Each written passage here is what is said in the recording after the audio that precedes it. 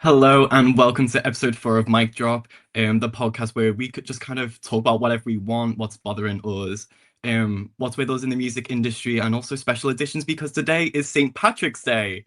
And we're going to start off with Nisha as she will be talking about her favorite Irish artists on this special day. Yeah, so I think Irish music has always been such a big thing, and I think we're seeing a bit of a resurgence with some amazing Irish artists. First one I want to draw attention to that's gone pretty global is CMAT. I know Katie has spoken before that she's a big fan, Loves me. um, and I think she's incredible, and she's so quintessentially Irish that I think it's just great to see that kind of representation. Um, as well, I love Fontaine's DC.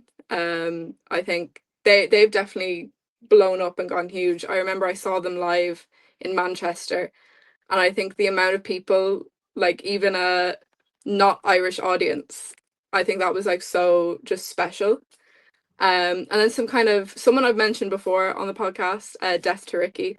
He's one of my favorite rappers at the minute, and he's he's really good. I wrote an article about him when I first started placement, and he actually saw the article and messaged me on Instagram. I was like, "Thank you," and I was like, "What? That's so cool."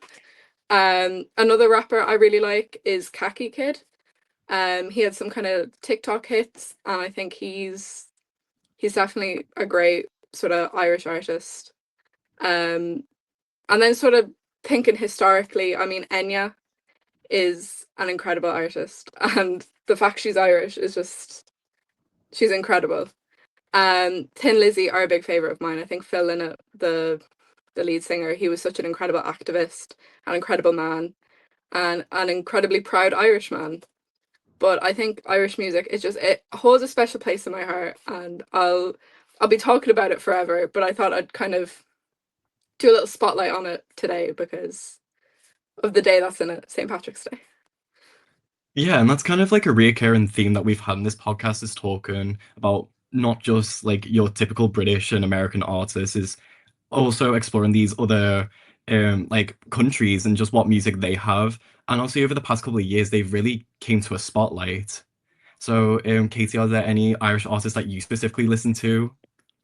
I'd have to say C, Matt, not to repeat Nisha's point, but she's someone I've probably only really been aware of like the past year. I know since she's got a bit bigger, but I just I just think her stuff is so good and so different. And I know we talked before about singing in your own accent. And that's obviously such a massive thing with her. And even in the newest album, there's bits of like Irish Gaelic.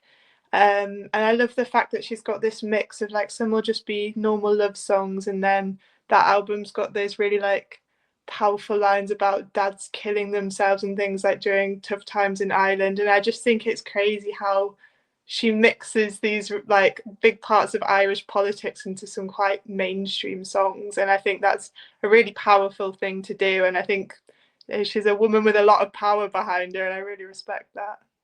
Yeah, it's really all about using that platform that you have, and obviously where you come from is part of you, and you should always take that with you, no matter what kind of streamline of music that you go into. Mm-hmm. Absolutely.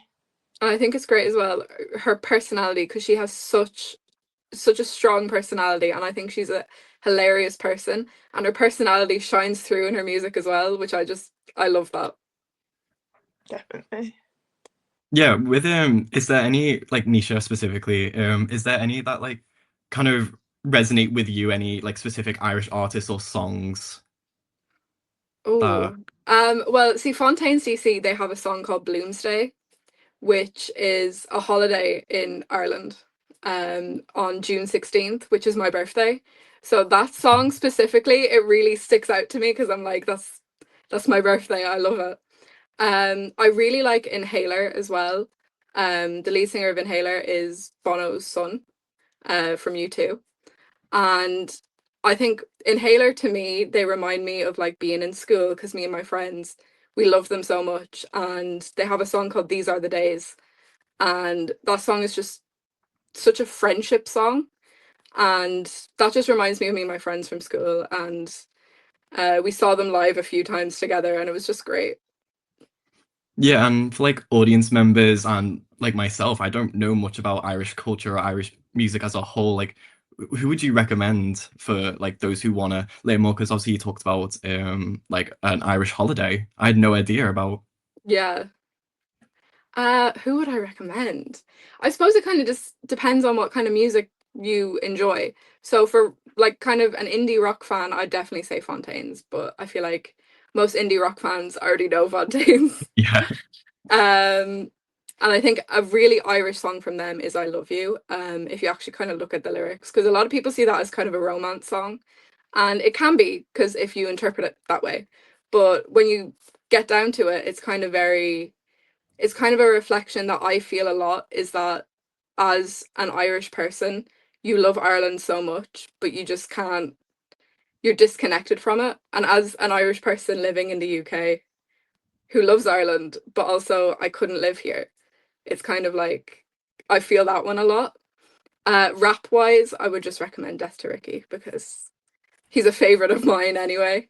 Um, but yeah, I think there's really like there's more kind of industries or like different like niches of music popping up in Ireland that I think is great. Like we didn't really have a rap scene before a few years ago, and it's booming at the moment. yeah. And have you noticed like that evolution and change over the past couple of years? Definitely, yeah. Um, I think we're almost a little bit behind. Um, and obviously there's a lot of influence from the UK scenes and stuff. Um, so it takes us a few years to kind of catch up, but I think we're catching up and we're catching up well, I would say. But I'm a bit biased. Yeah, and I feel like that's a message we can almost take to the entire international stage. It's not that these people are playing it's not catch up because they've all like the sorry. This music's always been around. It's just that now we're finally looking elsewhere Yeah. for it's like to find it.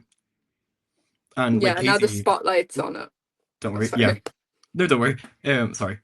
And then Katie, yeah. Have you seen like yourself go to different avenues or like looking at different international music that maybe you once wouldn't look at?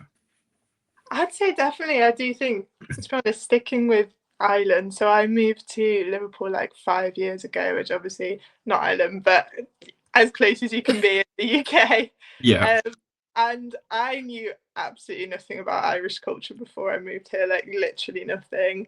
And I think I've just been amazed by, it's such a tiny place, but so culturally rich. And I think I've just learned so much, I guess, because it's a country that's had quite a troubled past. I think that's often the places you get the best music from.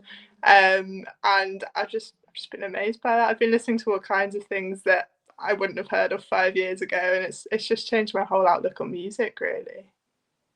Yeah, and I certainly found that myself when I was living in Liverpool. It's just you see so much culture around, and it Mm-hmm. is very much eye-opening and makes you look for other alternatives and makes you just see the world through different perspectives.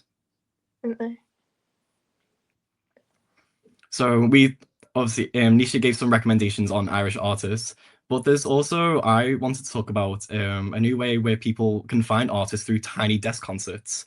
And tiny desk concerts, for those who don't know, they're normally about 20-minute clips on YouTube. They're mini concerts where artists will play an array of songs, but they're very much intimate and stripped down. So you won't see big production. It's a lot of acoustic work.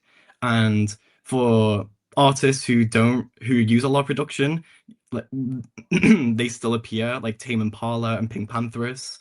So they use a lot of production in their work, but they use like, these stripped down versions. Especially for Pink, it was her first time without using any kind of auto tune during any kind of performance.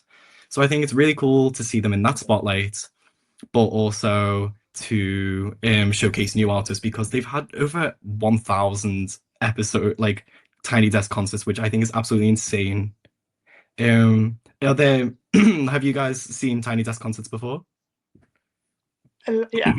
Yeah, I think most of us have, but for those who don't know, what are some of your favorites that you've seen?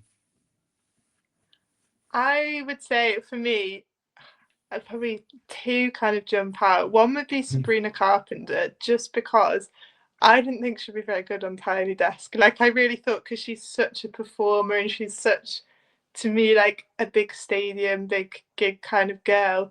I really just couldn't imagine seeing it stripped back, but she managed to keep the personality, and the songs were still fun and exciting, which again, even though like I really am a fan of her, I really just didn't think acoustically that was going to work, but I was really shocked by how well it did, and I think it just shows that if you've got the personality, you can kind of transfer it to anything really.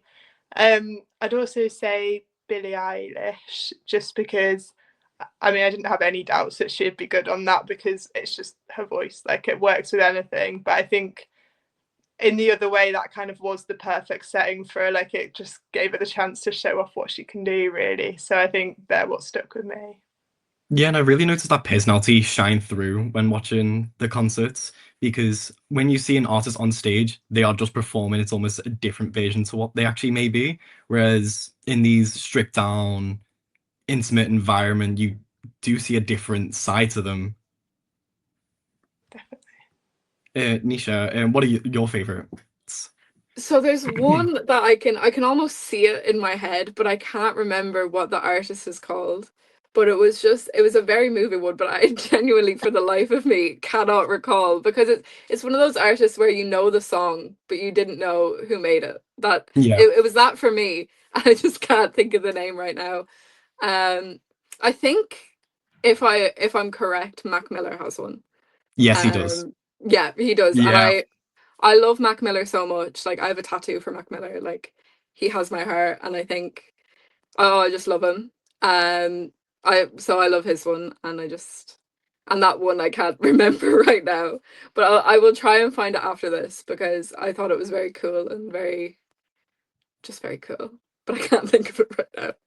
Yeah, like the entire concept of it is really cool, and it's amazing to see almost like an array of artists from big and small. And also, every year since 2014, they hold their own competition to give artists a stage to perform their own Tiny Desk concert. I think they get about over 6,000 applicants every single year, and it's just a single song, a single snippet, and then they go on to play this Tiny Desk concert and gives them that stage to perform. So I think for the general fan base, like the fan bases, it's amazing to see your artist in a different light because we've seen Dua Lipa, Chapel Roan, Billie Eilish, The Cranberries, Coldplay, like they've all been there themselves, but also you see smaller artists get the exact same stage as everyone else. So it's almost fair game between these people. And I think Um, it's it's kind of a place where the talent speaks for itself, and you kind of get to see like what makes the music actually good, and that is the artists themselves, because they don't have all this sort of flashiness around them. So I think it's such a great concept. Yeah, for sure. Because on social media, sometimes I'll see people be a bit wary when they see there's a specific artist episode coming out. Like, how will they sound in this new version? So a lot of people are a bit wary. But sometimes you just see them differently, and they're still the same artist. It's still the same songs. It's just performed in a different light, which is crazy. Having all these acoustic instruments. And speaking of instruments, Katie, you wanted to focus on that today. I feel like what I'm about to talk about is like directly linked to what you just said, really. Yeah, But I've been thinking, I've had so many like big thoughts about music this week that aren't all going to fit into this little chat. But last week's episode, talking about female producers and thinking about how I know nothing about production. Like I've been in bands, I've had songs I've written, produced, but I wouldn't know where to start. Like wouldn't have a clue at all. And it kind of got me thinking about how the more music evolves, the more the people involved with it in it are just going down such different avenues, and I don't think that's a bad thing at all. But because I'm a guitarist and I studied music at university, and it was a mixture of stuff. Some of it was culture, some of it was theory, but I was thinking about how much that shaped how I hear music, because I know quite a lot about theory and things like that. So it's shaped how I listen, I guess. And a couple of things that just kept standing out to me this week. So I was listening to one of my favourite podcasts. It's called Sidetracked, and it's a BBC one. And it's by Nick Grimshaw and Annie Mac. And Annie Mac's a DJ, and Nick Grimshaw's a radio presenter. And neither of them come from this theoretical background at all. I don't think either of them play any instruments. They just both love and know a lot about music. And they were talking a bit about the emotion in music, and they were reading something from someone's book, and it was quite basic theory really on like cadences and strong chords and weak chords and things like that, and they didn't really have a clue about what was going on. And I just thought that was really interesting, because they're people that speak so eloquently about music, and really understand it as this cultural concept, but they don't really have this knowledge of it as a craft. And I just thought that was a really interesting point, because I don't think that's a bad thing. It just got me thinking a bit wider about how differently we all understand music, really. Yeah, I think that's such a wild point, because I, not having that music background, would also, I wouldn't perceive music in the way you do, but also I wouldn't deeper with the complexity with how the song's been structured or created, because I'm unaware of that process. I could analyze song lyrics, but I wouldn't be able to understand like beats, how the song is actually created. So I remember last week I mentioned how when we talked about production, how Pink Panthers would make songs with a sock mic, and how simple it is for her, and for her to show that is very inspiring for people to see, to start up themselves. But without me seeing that little snippet, I would have no idea how music is created. Yeah, exactly. And I guess it's this dual thing as well of, we want music to obviously be something that's accessible, particularly in terms of class, because if you don't have these people from working class background, middle class backgrounds, like if certain groups are cut off, then you're not going to get the depth of music. But there's also accessibility in terms of how easy things are to get into. And obviously with electronic music, you get both sides of it. You don't have to spend the years and years putting the time into learning an instrument. You don't have to have the money to pay for those instrument lessons. But at the same time, the equipment behind that is also really expensive. And it's funny, just I guess, how all avenues have their positives and negatives, really. Yeah, Nisha, do you have any experience with making music yourself? Never seriously. Like I would just sort of play around with GarageBand and make like silly little jingles and stuff. But I have absolutely no music theory knowledge whatsoever. But a lot of my friends growing up were musicians themselves. So kind of being in that space, it would kind of get like they'd be talking about music and like playing and stuff like that. Like I had guitarist friends, I had drummer friends, I had bassist friends, and I would just get so overwhelmed by everything they were saying. I was like, I have no clue what is going on. And I have thought about like sort of picking up an instrument before, or like starting to play, but I was like, the thought of it is so overwhelming that for me personally, I think if I was to get into music, it would be kind of digital and stuff like that. Both because it would cost nothing to sort of start. Um, and that I suppose is a bit more accessible. But at the same time, I think real life music, I think that's getting it out to people, and like playing on the street or playing in a pub or something, that's easier to do as well, to sort of share your craft. Yeah, like But I this. think oh, Oh no, carry on, don't worry. I don't even know what I was gonna say. So But yeah, like this commitment and almost craft to music is something that is well respected, but or like I respect it, but I don't know why. Whereas someone who plays an instrument and spent years of their life dedicating to playing an instrument will be like, this is just amazing to hear a guitar solo or a drum solo, and it will really stand out to them probably a lot more than it would stand out to me. So Definitely. yeah.